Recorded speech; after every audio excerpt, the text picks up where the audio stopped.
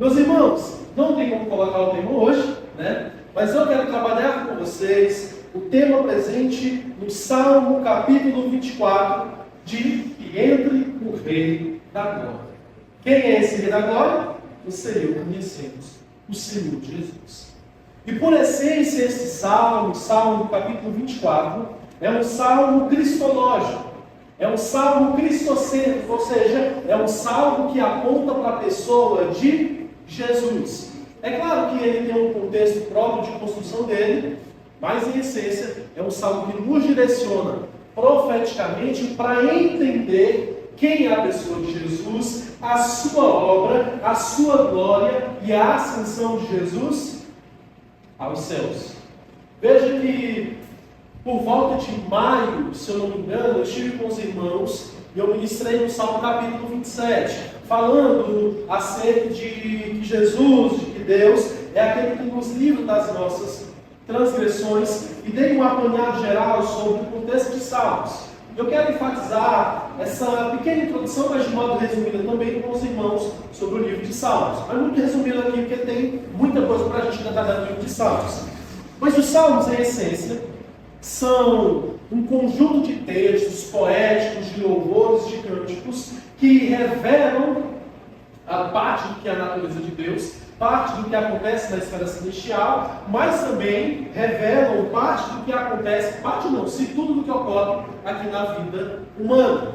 Mostra que diante de Deus, Deus olha para nós, vê os nossos sentimentos, o nosso coração pecador, coração errante, mas também um coração quebrantado na presença dele, um coração que pede perdão, um coração que clama por transformação. E aí nós vemos a natureza desse Deus poderoso transformador, porque os Salmos mostram para a gente que nós temos um Deus potente, onisciente e onipresente. E perceba que esse Salmo, capítulo 24, como eu mencionei para vocês, é um Salmo messiânico. É um salmo que aponta e direciona para a pessoa de Jesus. E é necessário que nós, como igreja, de tempos em tempos, agasalhemos no nosso coração a obra de Jesus em nossas vidas.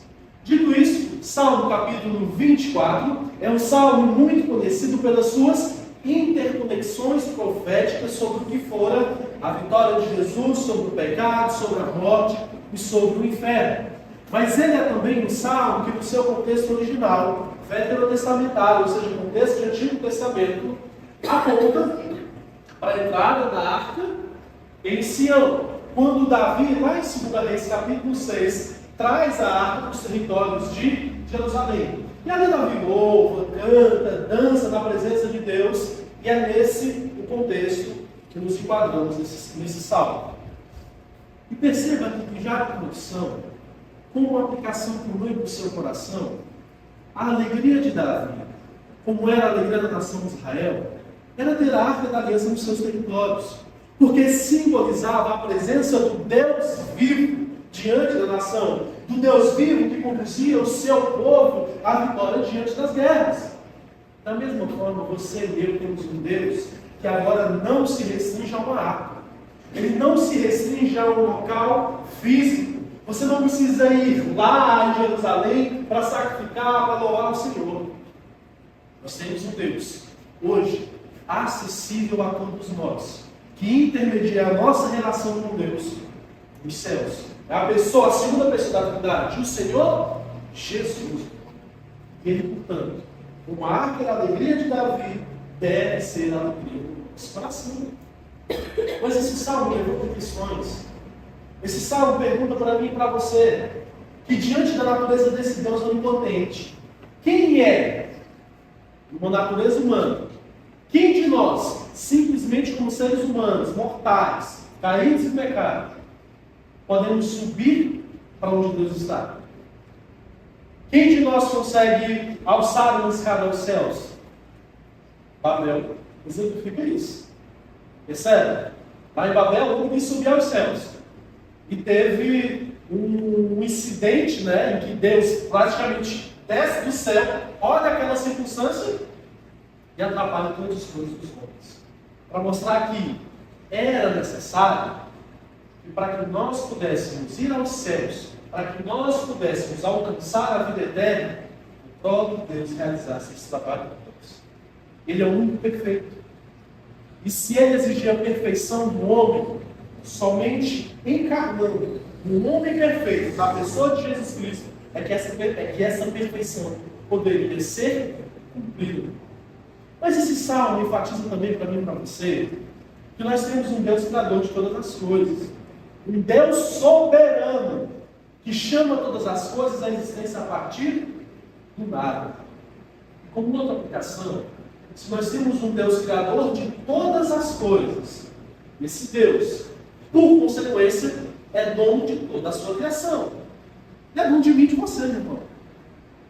Coisa que a sociedade contemporânea tem buscado tirar e deixar de lado da mentalidade do coração.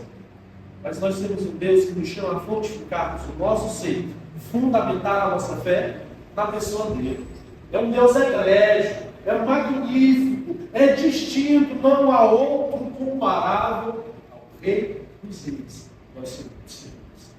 E entendendo a natureza desse Deus poderoso, versículo 1 e 2 vão iniciar nos dizendo: do Senhor é a terra e a sua plenitude, o mundo e os que nele habitam. Como diz, um Deus criador de todas as coisas. Mas para aprofundar aqui essa concepção, no bíblico original, há uma expressão traduzida aqui do hebraico bíblico que significa esquir, ou seja, Deus chama à existência todas as coisas quando nada existe, irmão. Ele não só organiza uma estrutura, ele não só organiza uma quantidade de átomos para criar água, para criar carne, para criar um animal, para criar você. Não. Quando não havia nada, pela sua palavra, ele cria todas as coisas. Lembra Gênesis capítulo 1, versículo 1 a 3? No princípio, criou Deus os céus e a terra. E a terra era sem forma e vazia. E olha Deus aqui na criação. O Espírito de Deus se movia sobre as águas. E olha o poder desse Deus. Disse Deus: haja luz. E houve luz. E o Deus que é a luz. Irmão, esse Deus todo-poderoso conhece perfeitamente o nosso coração. Conhece aquilo que se passa na nossa mentalidade. Conhece as demandas, as vicissitudes internas do nosso coração. E Ele sabe que Ele é a única fonte de edificação das nossas vidas. E se Ele nos chama para acessarmos a nossa vida, a pessoa dele, é porque certamente Ele tem o melhor para as nossas vidas. Mas perceba que agora, o texto começa profeticamente a apontar para a pessoa de Jesus na vida da sua vida. Ele diz no versículo 3: quem subirá ao monte do Senhor? Ou quem se assentará no seu lugar santo? Davi, com essa linguagem de quem subirá, ou quem irá se elevar, ele está se referindo aqui, no hebraico bíblico também, a palavra em si de se elevar, de subir, é a mesma presente lá em Êxodo, no capítulo 33, versículo 10, que diz: e vendo todo o povo a coluna de nuvem que estava posta à porta da tenda, todo o povo se levantava e inclinava-se à porta da tenda. Sabe qual que é a essência aqui? Irmão, sem Jesus, nessa nossa condição, nós não temos a capacidade de sequer elevar os nossos olhos do céu, de contemplar o que de fato é a formosura e a beleza do Senhor. Nós não temos essa condição. Quem de nós teria uma condição de se ajoelhar em casa e poder contatar o Deus Todo-Poderoso, se não fosse pela pessoa de Jesus? Ninguém. Isso aponta para mim e para a sua vida quão grande, quão maravilhosa é a graça do Senhor Jesus. Isso convida o meu e o seu coração a, diante dessa graça, não ficarmos incólumes, apáticos diante desse evangelho, diante dessa novidade de vida. Não há muitos no mundo aí afora não olham para aquilo que Deus faz, para a proteção de Deus. Não olham para a providência de Deus. E buscam viver vidas distantes de Deus, como se Deus não existisse. como se não houvesse alguém a prestar conta. É triste imaginar e pensar também que há pessoas que buscam balizar a sua fé em um Deus que não é esse Deus bíblico. E eu não estou citando aqui ou falando de outras religiões em específico. Quantas e quantas igrejas, no contexto evangélico brasileiro, se distanciaram do Deus dessa palavra, meu irmão? Quantos e quantos vivem um relacionamento com Deus? Perdão, de fazer para merecer. De dou 10 para receber 100. Dou 100 para receber 1000. Dou 1000 para receber 100.000. Pedir perdão aqui para os irmãos, para eu pegar água, para esquecer aqui, tá? Mas veja, que tudo isso só aponta, meu irmão, para o que é o cenário de um coração humano corrompido pelo pecado. Quando não são esse tipo de deuses aí empregados dentro das igrejas, Brasil afora, há deuses de outras religiões. Há deuses em que se espera o Messias até hoje. Sabe, Israel espera. Mas o Messias, o Deus poderoso, já veio. Há pessoas que não, quando cultuam a um Deus específico, cultuam ao Deus do seu coração. Ou a deuses erigidos mundo afora. Seja por Satanás, seja pelo próprio indivíduo em si mesmado, dentro de si mesmo. Cultuando a si, a sua vontade, aquilo que ele quer. E não ao Senhor da glória. E perceba que esse cenário, para ele, aponta para que, ainda que hajam pessoas boas, né, quando a gente aqui falando entre aspas, ainda que hajam pessoas boas, a melhor das pessoas ainda necessita de Jesus. Porque se ela não tiver aquele que é a fonte do amor, e sendo a fonte do amor, é portanto a fonte da bondade organizada no seu coração, as suas melhores obras são, como Isaías fala, comparadas a trapos de imundícia. Isso mostra a nossa necessidade de um Salvador, ainda que sejamos pessoas boas, humanamente falando. Porque diante de Deus, todos nós fomos manchados, marcados pelo pecado. E entendendo isso, nosso coração pode se desesperar. Por quê? Quem que pode ter toda essa perfeição? É somente a pessoa de Jesus. E é por isso que nós precisamos nos deleitar nele. Porque ele é uma fonte de pureza, de purificação para mim e para a sua vida, que nós, por si, não temos. E o texto aponta para Jesus agora no versículo 4, dizendo que esse Jesus é o único que pode subir ao monte do Senhor. Porque, como bem diz o versículo 4, quem poderá subir? No versículo 3, ao monte santo do Senhor e está sentado no seu lugar santo? Olha o versículo 4, aquele que é limpo de mãos, puro de coração, que não entrega a sua alma à vaidade e nem julga enganosamente. Irmão, esse texto aqui específico, versículo 4 desse salmo, ao longo de mais de 2000 anos da igreja cristã, foi colocado num pináculo, num sustentáculo, como uma base do que deve ser a santificação na vida do cristão, do que é o padrão de santidade da vida daquele que crê em Deus, mais específico, da vida daquele que crê em Jesus. Israel também, no contexto do Antigo Testamento. Mas perceba que é um padrão superlativo, é um padrão alto. Quem de nós pode suprir, pode fazer com que esse padrão seja completo, concretizado para a pessoa de Deus? Ninguém. E novamente, isso nos leva para a pessoa de Jesus. Mas é um padrão alto, que o texto também busca educar no meio do seu coração, a entendermos que se somos filhos de Deus, Deus exige santidade dos seus filhos. E percebam, meu irmão, que em essência, na sua casa, quem é pai e mãe, educa os filhos, admoesta. Você tem que ter um determinado padrão, você tem que fazer isso, tem que fazer aquilo. Deus, da mesma forma, é assim na minha e na sua vida. E já referenciar aos irmãos em outras oportunidades de como a santidade é um mecanismo protetor de Deus para as nossas vidas terrenas, mas também sustentando a nossa esperança na eternidade. Não é só para agradar a Deus, como se Deus fosse um carro de cósmico, não. Mas um relacionamento com Deus que não se baseia nesse desejo pela santidade. Um relacionamento com Deus que não é honesto, que não é sincero, que não entrega ao Senhor as suas demandas, as suas vicissitudes, as necessidades do seu coração, de santificação, as áreas que precisam de transformação, não é um relacionamento com Deus. Pode ser tudo. Engano de Satanás, engano do seu coração, mas não um relacionamento vivo com Deus. Mas veja, se Deus exige de nós essa sinceridade de relacionamento com Ele, é porque, em essência, quando nós entregamos o nosso coração, quando nós entregamos as nossas vidas ao Senhor, Ele é capaz de gerar essa transformação no meu, no seu coração. Mas volta à pergunta que o texto erige: quem é esse que pode cumprir as demandas de santidade de Deus? Muitos aqui, talvez todos nós, sejamos limpos de mãos.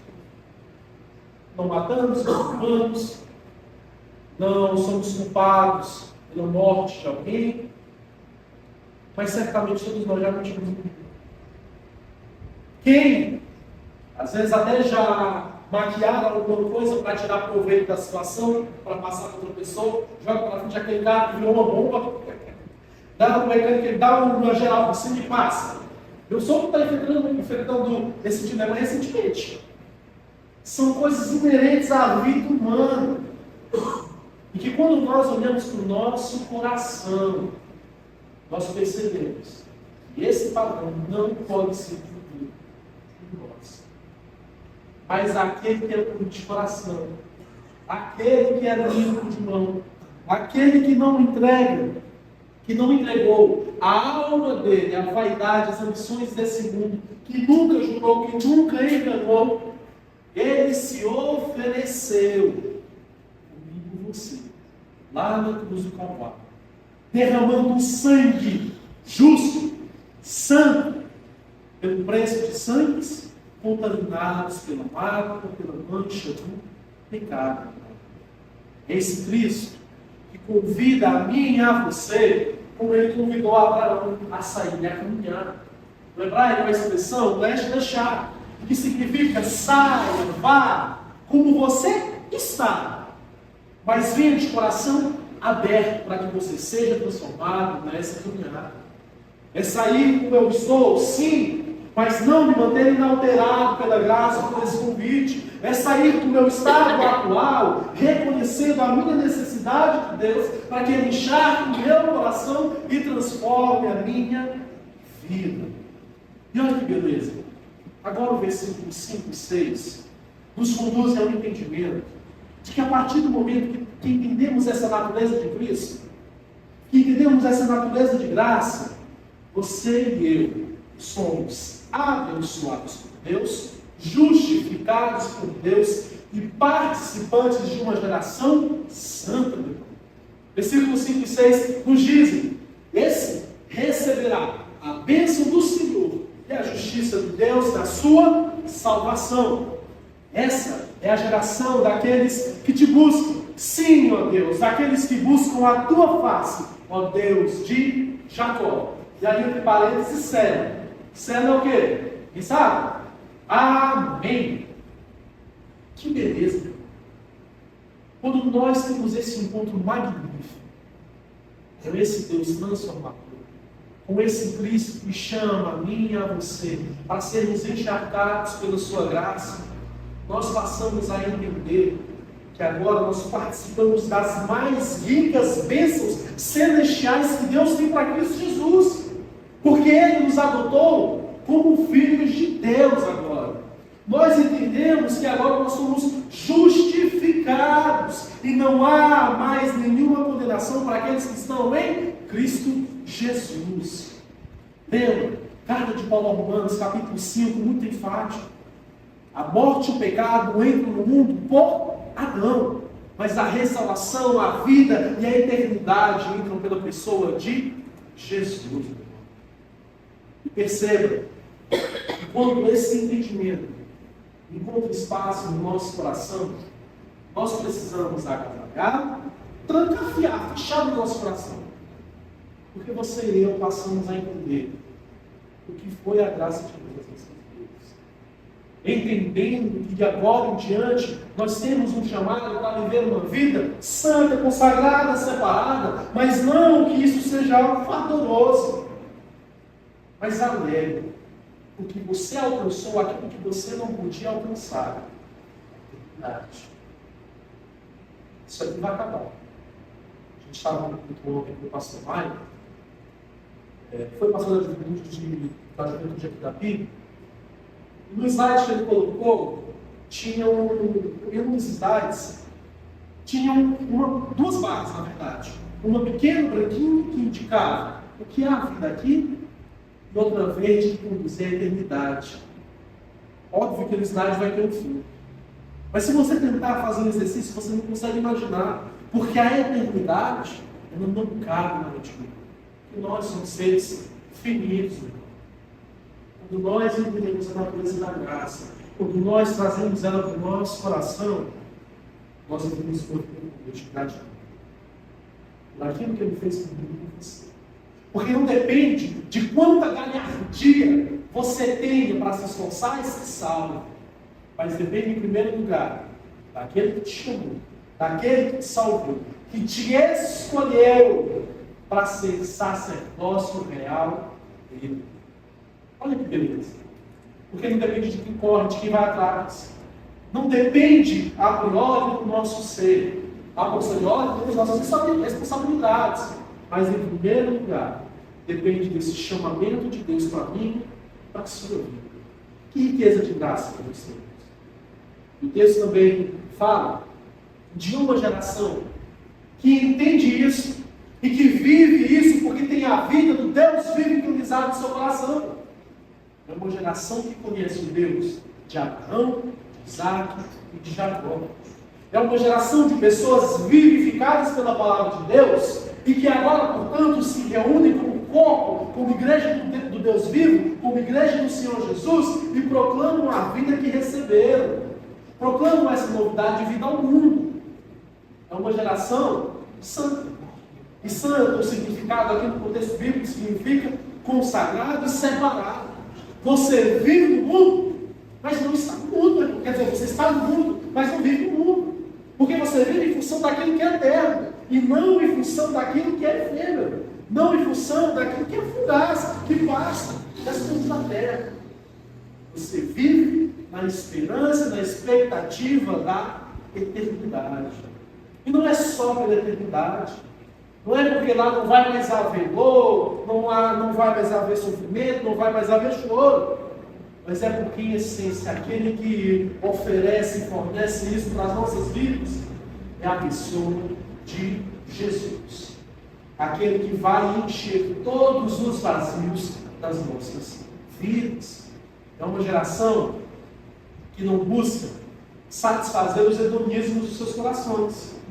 Prazer, os desejos voluptuosos, as volúpias. Ou seja, desejos aqui estritamente ligados à área sexual.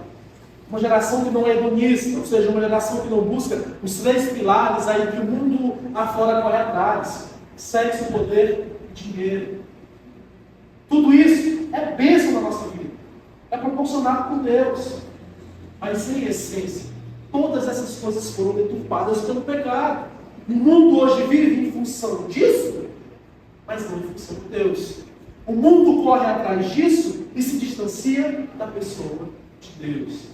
Mas você, irmão, nós que buscamos a face do Deus vivo, a face do Deus de Jacó, somos uma geração separada para anunciar essa novidade de vida para esse mundo que vive em trevas.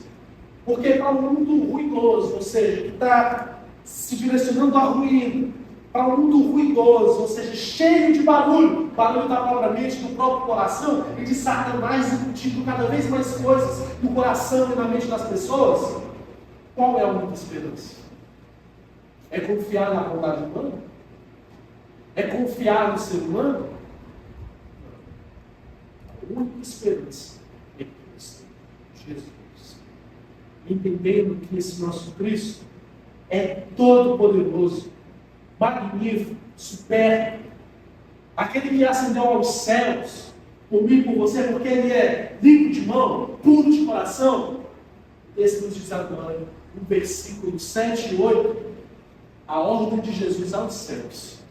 Levantai, ó portas, as vossas cabeças. Levantai-vos, ó entradas eternas, para que entre o Rei da Glória. Quem é esse Rei da Glória?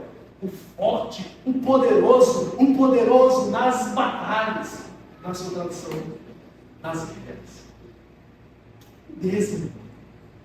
A gente está vendo aqui que diante da ordem de Jesus, os umbrais, as portas dos céus se abrem para que entrem. As credenciais deles são nos apresentadas aqui. Quem é o Senhor da Glória? É o Cristo forte e poderoso. Se lá em 2 Samuel, como mencionei aos irmãos, especificamente do versículo 12 ao 15, o louvor de Davi é pela entrada da arca da aliança nos umbrais, nas portas de Jerusalém, o louvor do meu seu coração.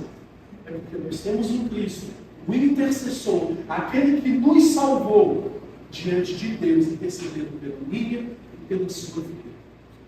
Esse salmo enfatiza mais uma vez a soberania de Cristo. Olha o versículo 9 e 10. Levantai, ó portas, as vossas cabeças, levantai-vos, ó entradas eternas, para que entre o Rei da Glória. Quem é este Rei da Glória?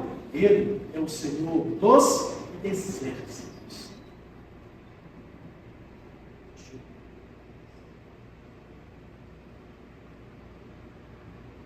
Por volta do século I ao século III depois de Cristo, período esse denominado de período dos pais apostólicos em específico, porque foram esses pessoas que caminharam com os apóstolos e pessoas que caminharam com os apóstolos. É o século III, né? Ou seja, mais ou menos aqui 3 gerações. Esse salmo ficou conhecido pelos pais da igreja como sendo o salmo de ascensão. Porque esse salmo aponta para o momento em que Cristo é assunto aos céus, após a sua morte, após a sua ressurreição e após os 40 dias que ele ficou aqui na terra, falando com os discípulos acerca do que é a plataforma do reino em si.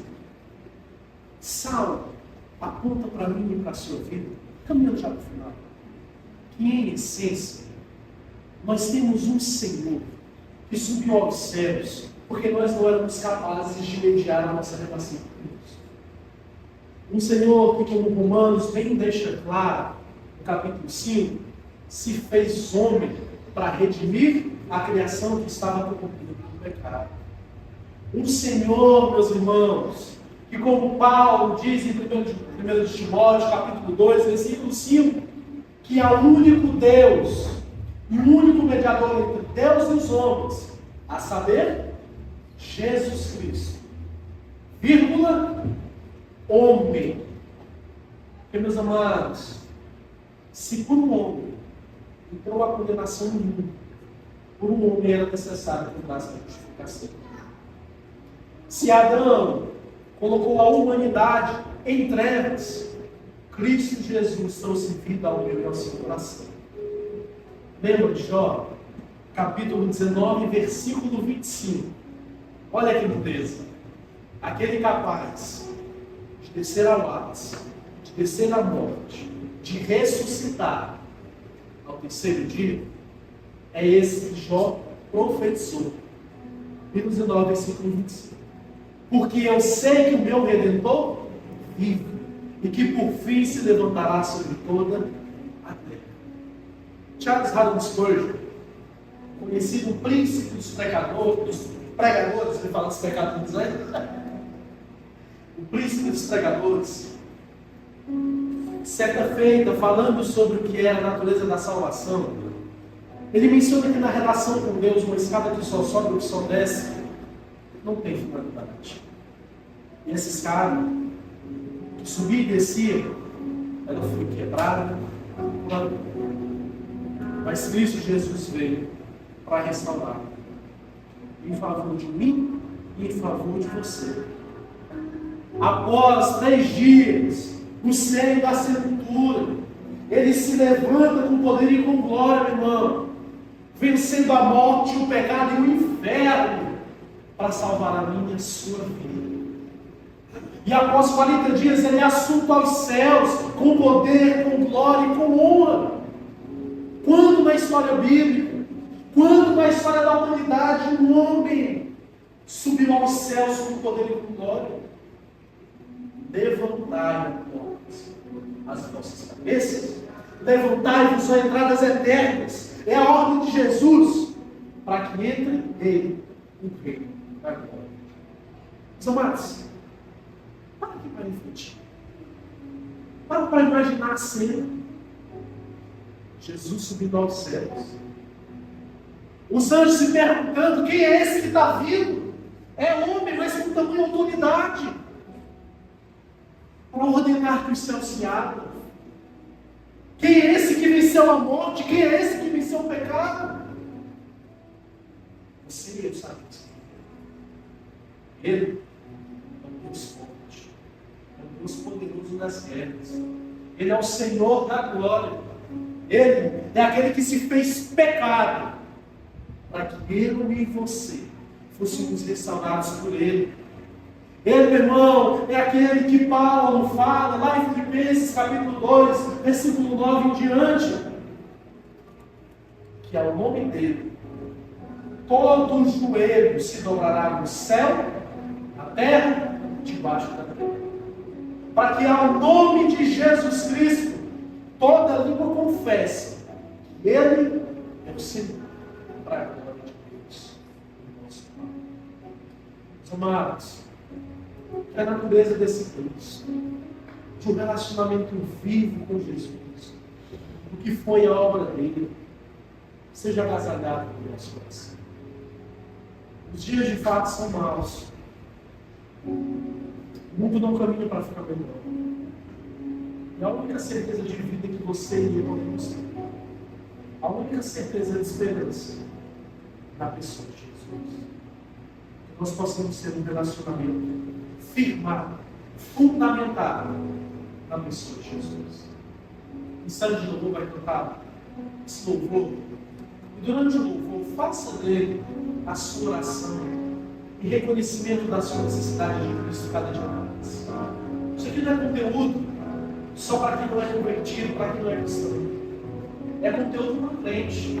Porque, como dito, de tempos em tempos precisamos agasalhar a natureza de Jesus, quem Ele é, o seu poder e a sua obra no nosso coração.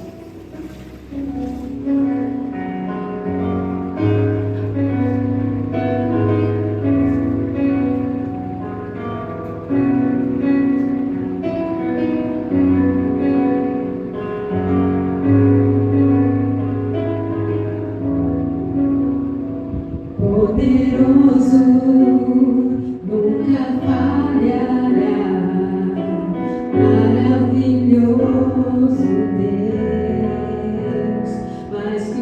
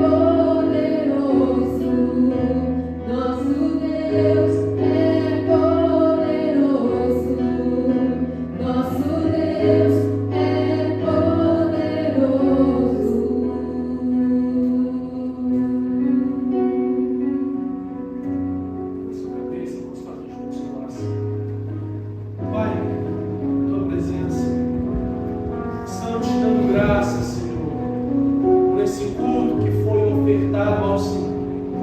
Te damos graças, Pai, porque Tu falou ao nosso coração. Queremos pedir, Pai, para que o Senhor seja vivo, um Deus vivo, que anuncia vida ao nosso coração.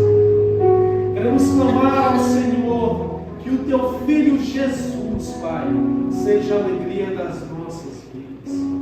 Que todas as demandas do nosso coração, que todas as demandas das nossas vidas, nós possamos entregar diante do Senhor. E o Senhor, forte e poderoso, lutará, agirá em nosso favor.